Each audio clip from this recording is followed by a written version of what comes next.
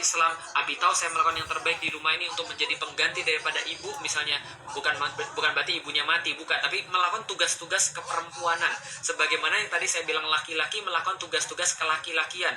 Dia sudah punya tanggung jawab, seorang perempuan itu dia bisa ngurusin rumah, ya minimal bisa membedakan yang mana jahe yang mana lengkuas, atau minimal kalau masak ayam nggak gosong gitu kan ya. Nah ya minimal kayak gitulah. Ustadz itu kayaknya tuh kayak zaman dulu banget, perempuan cuma kasur lalu kemudian sumur lalu dapur.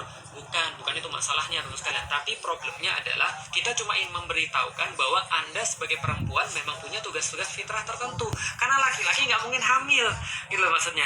Sudah dikatakan Allah melebihkan yang satu dengan yang lain, berarti tugasnya secara fitrah berbeda. Maka kalau Anda sudah bisa menunjukkan, kalau Anda sudah bisa menggantikan tugas-tugas ibu Anda, maka itu menambah keyakinan pada bapak Anda. Mulai dengan kata-kata kayak tadi. Saya ulangi lagi, tanya sama bapak Anda, Abi, gimana pendapat Abi kalau seandainya saya mau nikah? Nanti dia akan memberikan respon. Responnya nanti, emang kamu sudah punya calon? Emang kamu mau nikahnya kapan? Ataupun respon-respon yang lain yang kira-kira memberikan sebuah feedback, memberikan sebuah reaksi. Maka dari situ terjadi percakapan. Seperti apa Bi kira-kira laki-laki yang baik? Seperti apa Bi ketika ketemu dulu dengan Umi? Gimana Abi ketika ngelihat cowok itu baik atau tidak? Saya bukan mengatakan bahwa setiap bapak tahu persis. Saya tahu bapak kita berbeda-beda. Bapak saya juga bukan muslim. Dan saya nggak mencari standar itu. Tapi perlu untuk mengetahui pendapat dia. Kan nggak ada salahnya mengetahui pendapat dia. Sejahat-jahat apapun seorang laki-laki, seorang bapak, dia nggak mungkin menginginkan anaknya dinangisi oleh seorang laki-laki yang lain. Dia pasti akan bisa jadi bunuh orang itu. Bisa jadi. Artinya karena kasih sayangnya begitu besar. Bapak saya nggak gitu Ustaz, bapak saya nggak punya kasih sayang. Iya, taruhlah bapak Anda nggak punya kasih sayang, tapi tetap boleh untuk diminta pendapat, bukan? Kan ini kan sudah kita sampaikan, urusan kita dengan Allah, urusan dia dengan Allah. Tugas Anda adalah melakukan kerjaan Anda, tugas dia melakukan kerjaan dia. Sudah selesai, maka sampaikan kayak tadi, nanti ada feedbacknya, diajak ngobrol. Seperti apa nanti kira-kira yang dia inginkan, kira-kira sifat-sifat cowok yang harus diwaspadai itu kayak apa. Mungkin Abi pengen yang mana? Oh, Abi tuh pengennya itu kalau bisa tuh ya orang Sunda lah, jangan orang Padang, karena orang Padang tuh pelit misalnya itu kan ya. Nah itu nggak apa-apa, jangan dilawan. Abi, semua manusia tercipta sama.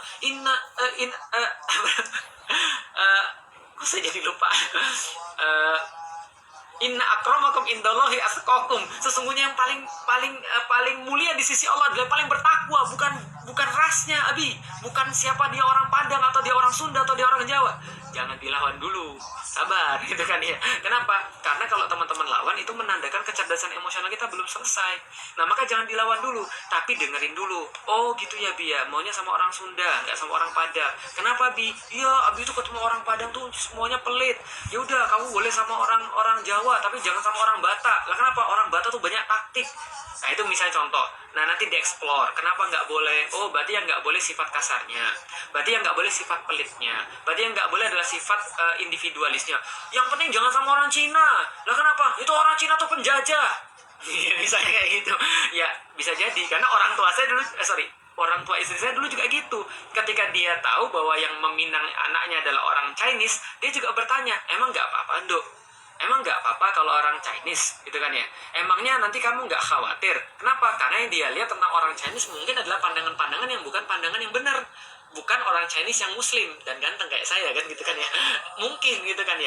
Nah tapi yang jelas adalah teman-teman sekalian, kita bisa memulai pembicaraan. Kenapa mereka nggak suka dengan yang kayak gini? Kenapa misalnya mereka lebih suka dengan yang kayak gini? Oh berarti kalau saya Padang tapi nggak pelit nggak apa-apa. Oh berarti kalau Batak tapi nggak kasar, nggak jahat nggak apa-apa. Oh kalau orang Chinese tapi nggak pelit dan nggak ya menjajah terus nggak apa. Emang kalau orang Jawa terus nggak terlalu menye terus nggak apa. Oke, kita bisa tahu bagaimana kemudian yang menjadi standar daripada ayah kita. Sebentar saya lanjut lagi.